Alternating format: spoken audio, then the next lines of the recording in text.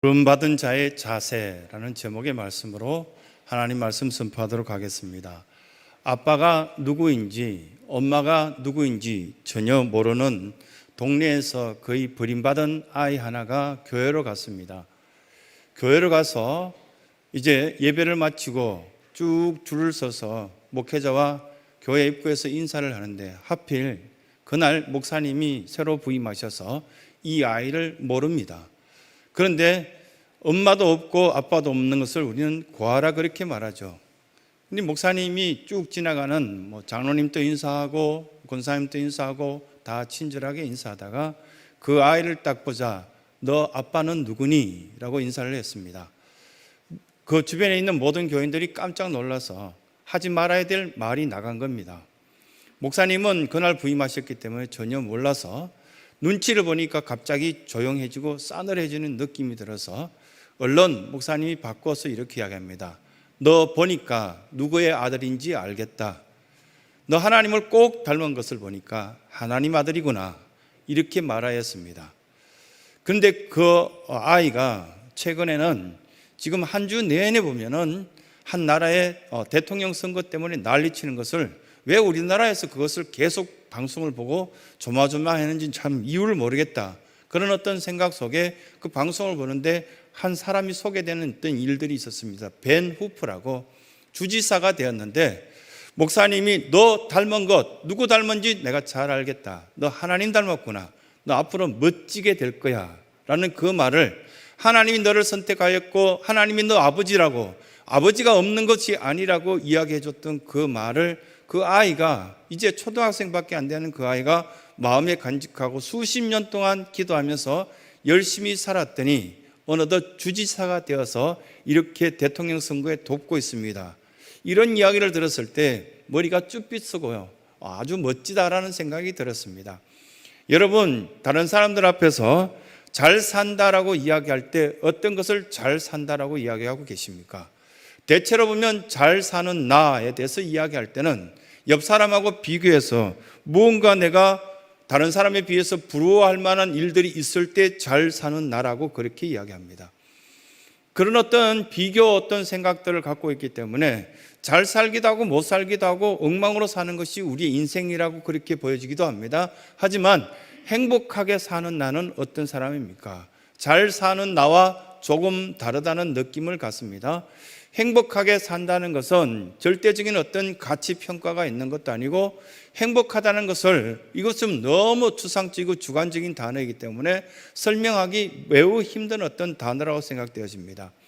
이 행복하다는 것을 교인들이 굉장히 많이 염두에 두고 기도하고 애쓰고 있지만 여러분들이 대체로 보면 잘 사는 나에 대해서 애쓰고 기도하고 있을 뿐이지 진정한 행복에 대한 절대적인 가치를 찾지 못하였기 때문에 물질이 있어도 건강이 있어도 그것 잃어버리기 전까지는 행복했구나라는 것을 모른다는 사실입니다.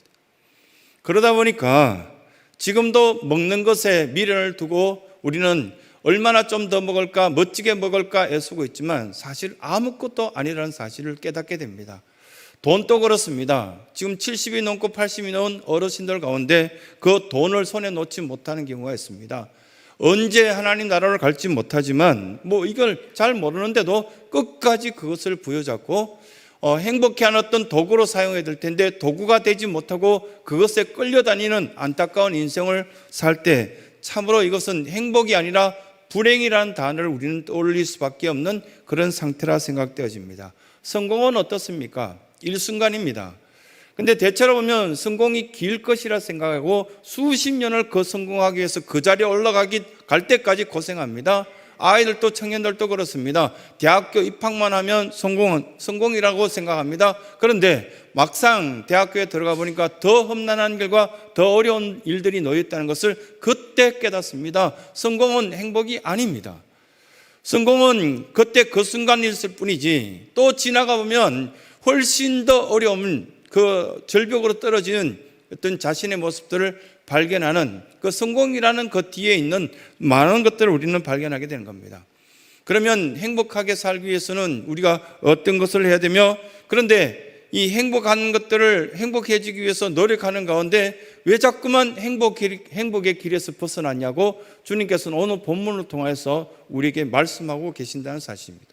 지금 내 옆에 있는 남편이 있어서 행복하고, 내 자식이 있어서 행복하고, 이 찾아올 수 있는 교회가 있어서 행복하고, 당당하게 교회 와서 이 교회 직분을 맡아서 언제든지 어느 때든지 마음껏 섬길 수 있는 행복한 공동체가 있어서 우리는 참으로 좋습니다. 이것이 바로 우리가 주님께서 주신 우리에게 기쁨이요 감사할 조건인데, 그 길에서 벗어난 사람들이 너무 많다는 겁니다.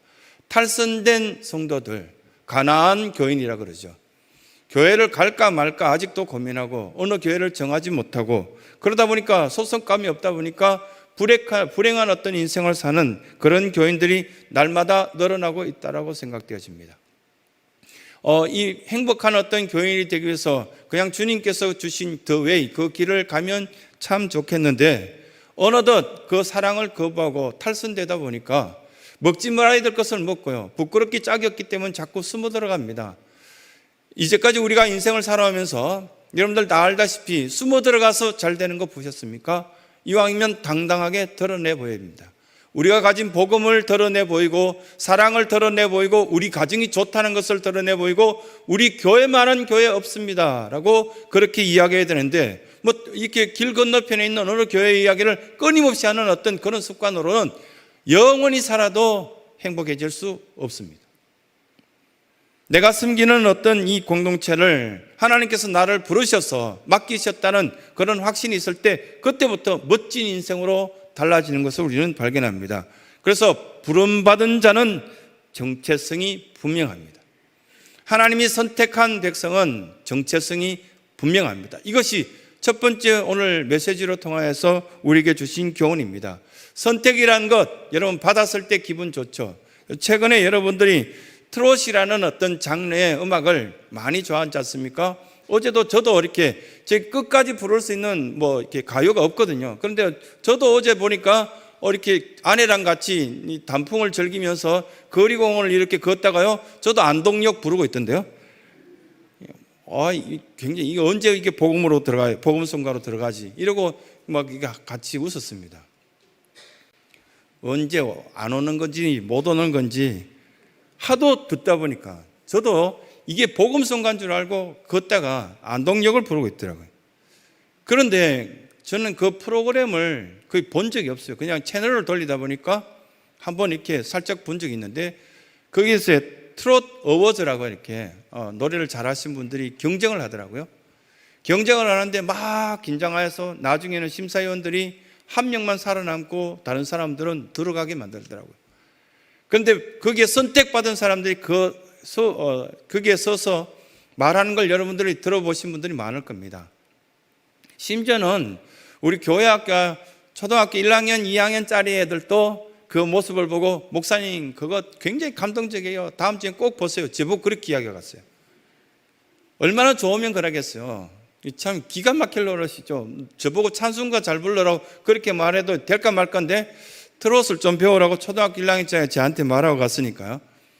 그 모습을 보니까 살아남아서 인정받아서 심사위원들에게 사랑받아서 선택받은 그 사람이 눈물을 흘리면서요, 저 선택해줘서 고맙다고 더 열심히 하겠다고 이야기하던데요. 여러분, 하나님께 선택받았는데 그 정도 감동 있지 않습니까? 그 정도 감격하지 않습니까?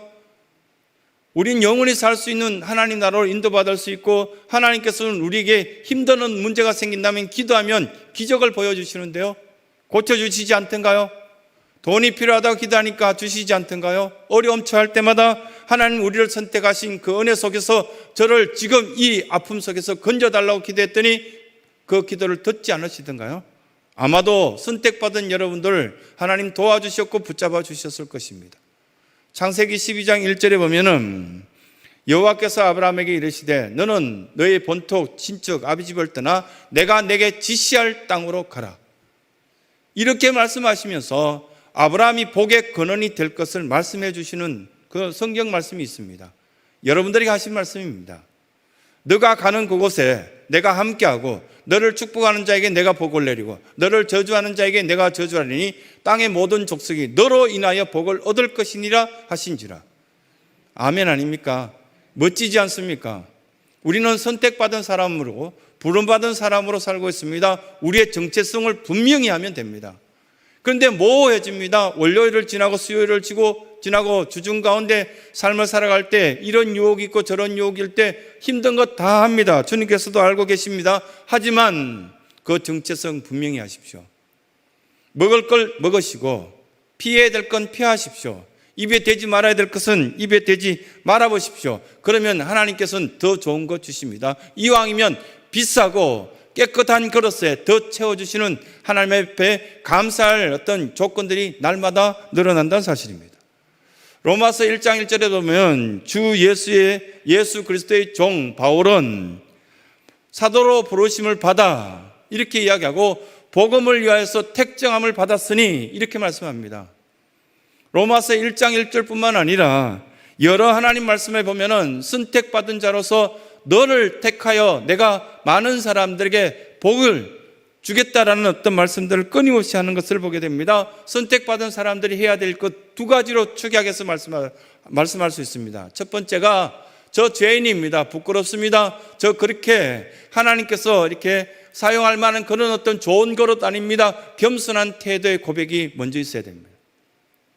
우리는 죄인이란 것 잊어버리면 안 됩니다. 남을 지적할 만큼 깨끗하지도 않습니다. 그리고 내가 결정한 것 대부분 틀렸습니다. 그렇게 생각하십시오. 그리고 지금 내가 생각하는 것, 그거 생각 안 버리면 나의 우울한 감정, 그리고 또한 내가 지금 잘 되지 못하였던 나의 모든 모습들 그대로 간직하게 될 겁니다. 생각 버리셔야 됩니다. 대부분 어떤 믿음의 성도들이 보면 생각하고 추측하고 그리고 또한 공상하고 앞날을 생각하는 거 다 틀리셨습니다. 맞는 거 있던가요? 그런데 그건 내려놓기 너무너무 힘들어합니다. 왜냐하면 내가 죄인이라는 것을 지금 인정하지 못하기 때문에 그런 일들이 참으로 많습니다. 두 번째는 추수감사주일만 우리가 감사하는 것이 아니라 감사의 폭을 한번 넓혀보십시오. 우리 아이도 제에게요, 어디 갔다 오더니 저에게 와서 아버지 감사합니다 라고 어디 갔다가 오는데 아버지가 좋아하는 붕어빵이 있어서 제가 하나 사왔습니다. 그거 보니까요 주머니가 그냥 열리던데요. 고맙다. 그냥 너 혼자 간식 사 먹지. 그거 기억하고 와서 그건 얼마나 좋아요. 여러분들이 이 성전에 올 때 하나님 가난한 분 아닙니다.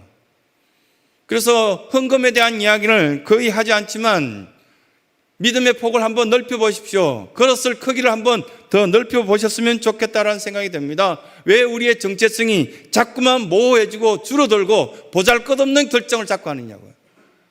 이왕이면 결정할 때 멋있게 크게 내 입을 넓게 열면 안 좋겠습니까? 12절에 보면은 이렇게 말씀하시죠. 거룩한 사랑으로 선택받으라고 말합니다. 내가 가진 재물과 힘으로 선택한 것은 다 망합니다. 당연하다고 생각한 것 당연한 거 아닙니다. 내일 날씨가 어떻게 될지 모르는 것처럼 우리의 삶이 어떻게 될지 잘 알 수 없습니다. 우리 모두는 복음으로 살았기 때문에 내가 죄인인 것과 선택받았던 이 정체성을 잊지 말라. 그렇게 말씀하시는 겁니다. 우리 모두는 복의 사람입니다. 20년 동안 캐나다에서 살고 있던 지난번에 우리 교회 와서 설교 한번 했던 그 친구가 전화 왔더라고요. 지난주에 캐나다에서 잘 살고 있냐? 캐나다는 벌써 겨울이다. 뭐 그렇게 이야기하고 벌써 눈 온다. 뭐 이런 어떤 잡다한 이야기 하다가 재미난 일이 있었는데 이웃집 주민을 불러서 같이 TV를 보다가 왜 TV를 봤냐면 이렇게 보면은 아이돌이 나와서 막 춤추고 근데 아이돌 노래하는 걸 여러분 가사를 이해하겠던가요? 저는 한 단어도 못 맞췄습니다. 끝날 때까지. 뭐라고 중얼거리는지 알 수가 없습니다. 제가 어릴 때 이렇게 그 아버지가 아마도 그랬을 것이다 생각되어지는데 그런데 그 아버지께서 저에게 뭐라고 이야기하셨냐면 이것도 노래라고 부르냐 이렇게 말했거든요. 지금 제가 우리 애에게 지금 아이돌이 부르는 노래를 이 노래라고 부르냐 이렇게 말한다면 무식하다 그래요. 그런 어떤 것들이 이제 거기 캐나다에서 아이돌의 노래를 틀어놓고 한국에 있는 방송을 같이 보면서 막 즐거워하고 그랬더니 그러고 오는데 그 이웃인 캐나다 원주민에게 이렇게 이야기했습니다. 친구가 역시 우리나라 애들이 노래를 참 잘하는 것 같아요. 그렇게 말했더니 옆집 이웃이 발끈하더랍니다. 당신 여기 와서 20년 동안 우리 주민이 되어 같이 살았는데 아직도 한국 사람이냐? 세금도 이 나라에 내고 지금 20년 지났더니 올해부터 연금이 나왔는데 연금도 받고 수많은 혜택을 우리나라에서 받고 있는데 아직도 우리나라라는 단어를 느닷없이 쓰는 것이 한국을 우리나라라고 사용하고 있느냐? 정체성을 분명히 하라, 이렇게 이야기하답니다. 그런데 마음으로 뿌듯하더랍니다. 나는 아직도 내 몸속에 한국 사람의 피가 흐르고 있다. 나는 한국 사람인 것을 자랑스럽다. 너무너무 애국자가 되어서 그 생각이 따뜻하게 들더랍니다. 여러분, 세상에 나가서 수많은 다른 일들을 하고 여러 가지 어떤 지저분한 어떤 쓰레기를 치우고 뭘 잘못한 것을 치운다 할지라도 여러분들은 거룩한 하나님의 백성, 하나님 자녀입니다. 이 정체성을 잊어버리지 않을 수 있는 귀한 은혜가 있길 간절히 소원합니다. 두 번째는 부름 받았으면 구별된 어떤 삶을 추구해야 됩니다. 우리에게 구별되었으면 좋겠다라는 이야기합니다. 그 이야기들을 이렇게 생각하다가 어떤 것이 구별되었을까라고 생각했을 때 용서라는 단어가 생각되어졌고, 오늘 말씀에 보면은 13절에 보면 용납하고 용서라는 말씀을 반복해서 해주고 있습니다. 근데 용납하고 용서는 마태복음 18장을 떠나서는 우리가 이해할 수 없습니다. 마태복음 18장에 보면은 1만 달란트 빚진 자에 대한 이야기가 나옵니다. 여러분, 만 달란트가 빚졌다면 얼마나 빚졌을까요? 이 정도 빚지면 살 가능성이 없습니다. 만 달란트, 한 달란트가 금으로 34kg입니다. 그냥 평균으로 30kg 잡고요. 30 곱하기 1만 해보십시오. 얼마나 나올까요? 엄청난 금덩어리입니다. 그걸 한화로, 우리나라 돈으로 어제는 제가 한번 계산해 봤습니다. 지금 어제 돈으로 계산하니까 210억이었습니다. 210억을 빚진 사람이 1년에 여러분 10억씩 갚으면 몇 년 갚습니까? 아마 살지 못할 분들이 많이 계시겠죠. 210억을 빚진 사람이 어느 날 그 빚진 사람에게 찾아갔더니 용서해 주겠다고, 안 갚아도 된다고, 내가 너를 용서해 주겠다고, 이제 다 탕감받았다고, 그렇게 너무 기쁘고 행복한 모습을, 제가 이렇게 신혼 때 돈 1,000만 원 빌려서 3년 동안 갚는데도 죽겠던데요, 210억을 갚아요? 그건 어림없는 소리죠. 불가능한 이야기입니다. 210억을 갚을 일이 생겼는데 그걸 하루아침에 주인이 부르더니 너 안 갚아도 돼, 앞으로 그냥 깨끗하게만 살면 돼 라는 이야기를 듣고 돌아오다가 자기에게 빚진 한 사람을 용서하지 못했죠. 100데나리온, 한 데나리온이 10만 원이라 계산하면 1,000만 원 빚진 사람을 죽이겠다고 멱살 쥐고 달라들었습니다. 그랬더니 예수님께서 뭐라고 하셨습니까? 용서하지 못하고 용납하지 못한다면 넌 하나님 나라 사람 아니야 라고 이야기했습니다. 이 예배실에 왔을 때 우리에게 가장 짓누르는 것이 이 용납, 용서입니다. 최고의 우리의 신앙의 표현이라면 사랑입니다. 끊임없이 교회 안에서 미워하고 질투하고 용납하지 못한다면 천국을 경험할 수는 없겠죠. 신앙생활하는 것이 더 불행한 어떤 모습이 되지 않겠습니까? 마태복음 5장 39절에 오른뺨을 치거든 왼뺨을 돌려대라, 이렇게 치거든 이렇게 다시 돌려대라, 이 말씀들을 마태복음 5장 39절에서 하고 있습니다. 가장 치욕적으로 사람을 뺨을 칠 때는 손등으로 때릴 때라고 이스라엘 문화 속에서는 그렇게 이야기합니다. 우리도 똑같습니다. 그냥 이렇게 치는 것과 정말 미워서 도저히 보면 용납이 안 되는 상태 속에 손등으로 치는 것은 그 마음이 악하기 짝이 없을 때라고 그렇게 설명할 수 있습니다. 이런 어떤 용납이 되지 않는 사람 앞에서도 10,000달란트 빚진 내가 그것 정도는 용서하지 않겠냐라고 마음먹었을 때 여러분 마음은 이제 천국으로 바뀌어가고 하나님께 선택받은 그 은혜 속에 또 다른 것을 기대할 수 있는 사람이 된다는 겁니다. 또 한 가지는 이 말씀 가운데 요한복음 13장에 보면은 예수님께서 제자들의 발을 씻기는 것이 있습니다. 교회학교 수련회 때나 교회 큰 어떤 행사 때 간혹 보면은 목회자가 무릎 꿇고 직분자들의 어떤 발을 씻는 그런 어떤 행사를 한 경험이 있습니다. 언제 한번 이렇게 제대로 두 무릎을 꿇고 정말 사랑한다는 어떤 모습으로 성도들이 발을 씻기는 그런 어떤 행동을 하고 살 수 있을까요? 참으로 불가능한 어떤 모습들이 말씀에 이야기하고 있는 겁니다. 이 교회 안에 들어왔을 때 사실은 중직자들은 가장 아래에 있는, 가장 바닥에 놓여져 있는 그런 어떤 모습을 갖고 있어야만 올바른 중직자가 됩니다. 상위 계층에 있다라는 어떤 생각으로 한 계층 올라갔네요라는 직분이 달라졌을 때 그렇게 표현한 것을 보면 비참하기 그지없는 모습이라 생각되어집니다. 우리가 구별되었다는 것은 용납, 용서, 섬김 이 속에 있습니다. 또 한 가지가 오늘 본문 말씀이 있는데 그것은 우리의 외모, 그리고 또한 밖으로 드러난 표현들, 이런 것들을 우리는 유대인들에게서도 볼 수 있고 이슬람권에 사는 여인들로 통하여서 볼 수 있습니다. 이 교회를 향하여 때 이웃이 우리를 바라본다면 가장 깨끗하고 정장 차림으로 갈 때 오늘 주일이 되었구나라고 이야기할 수 있어야 된다는 겁니다. 이 사랑하는 신성의 성도들에게 권면하고 싶습니다. 그대로 했으면 좋겠습니다. 주일 되면 좋은 옷 입고 교회로 옵시다. 주일이 되면 직분자들은 최소한 정장 차림으로 성전을 찾을 수 있는 외모가 달라지고 내 마음도 하나님을 향할 수 있는 그 모습이 있었으면 좋겠습니다.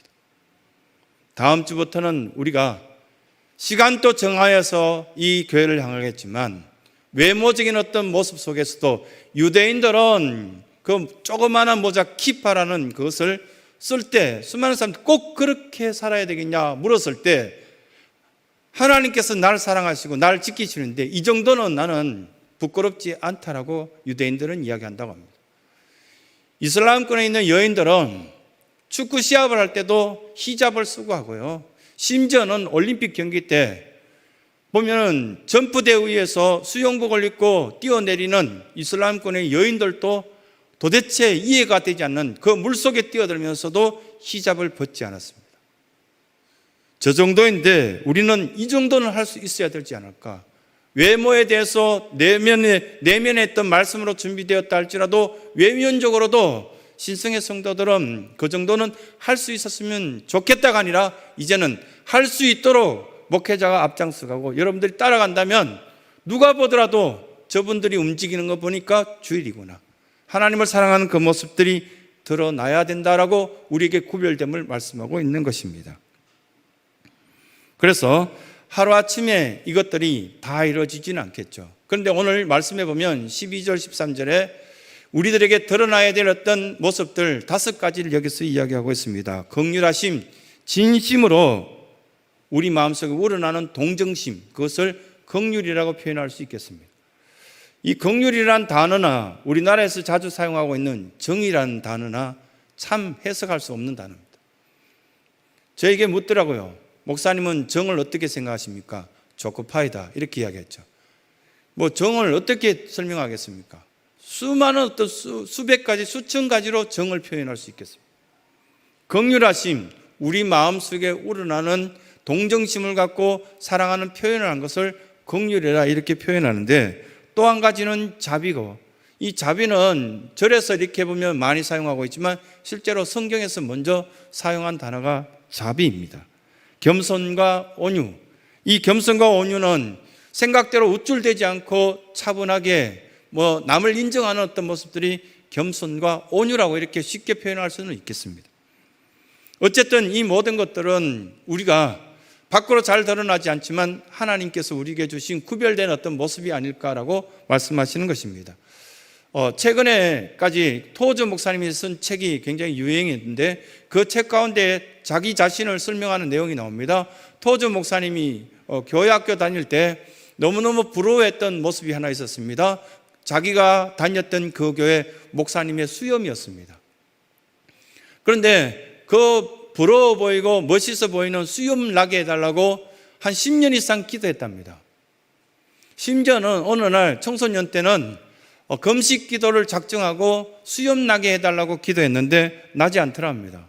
근데 엄마가 어느 날 자기 방에 들어와서 기도하고 있는 자기 모습을 툭툭 치면서 얘야 밥 먹고 기도해라 이렇게 말했을 때 너 뭘 위해서 기도하냐고 이렇게 물었을 때 토저 목사님은 수염 나게 해달라고 기도하고 있다, 그 말을 못했다고 합니다. 그만큼 수염 나게 해달라고 기도했는데 20살이 딱 넘자 어느 순간 자기에게도 수염 나기 시작하더랍니다. 안 해도 되는 기도를 했다고 합니다. 혹시 안 해도 되는 기도를 하고 있고 해야 되는 것은 하지 못하고 있는 구별되지 못한 모습들이 있다면 잘 생각해보라 라는 말씀을 우리에게 하시는 것입니다. 그러면 이 말씀들을 다 정리하면서 우리에게 이런 어떤 말씀을 하고 있습니다. 12절부터 시작해서 17절 사이에 전체 흐르는 가장 바탕적인 어떤 이야기가 성도라면 사랑받는 사람이 됩니다. 사랑받는 자세가 있어야 되고 사랑받는 비결을 알 수 있어야 되고 사랑받는 그 사람으로 살아가야 된다, 이렇게 말씀합니다. 혹시 여러분 잡초나 가시가 사랑받는 거 보셨습니까? 전 인류가 살아가면서 가장 싫어하고 그 인류가 다 멸망할 때까지 이 땅에 살아남을 것이 잡초와 가시라고 합니다. 어떤 일이 있어도 잡초가 나고 가시가 나면 다 뽑아버립니다. 교회로 오는데도 보도블록 사이사이에 그 잡초들이 올라온 것을 보고 저것들은 어떻게 저렇게 잘 살 수 있지? 라고 생각이 들 정도입니다. 하지만 잡초가 자라나고 가시가 있으면 어떤 부지런한 사람이든지 다 그것을 뽑아버리고 없애려고 애를 씁니다. 우리 마음속에 믿음, 소망, 사랑이 자라나야 되는데 잡초가 자라났을 때 사랑받지 못한다라는 것을 잘 알고 있는 것입니다. 작은 텃밭을 가는 우리 교인들 꽤 있습니다. 1년 동안 한 10만 원 주고 작은 텃밭을 빌렸습니다, 이렇게 말씀하신 교인들이 있더라고요. 거기에 농사 지을 때 여러분 어떻습니까? 잘못된 거 자라면 다 뽑아내고 좋은 것, 깨끗한 씨앗을 뿌려서 많이 자라나길 원하지 않습니까? 그렇다면 우리 마음속에 어떤 것이 자리 잡고 어떤 것이 자라나길 소원합니까? 사랑받는 교인이 되셔야 됩니다.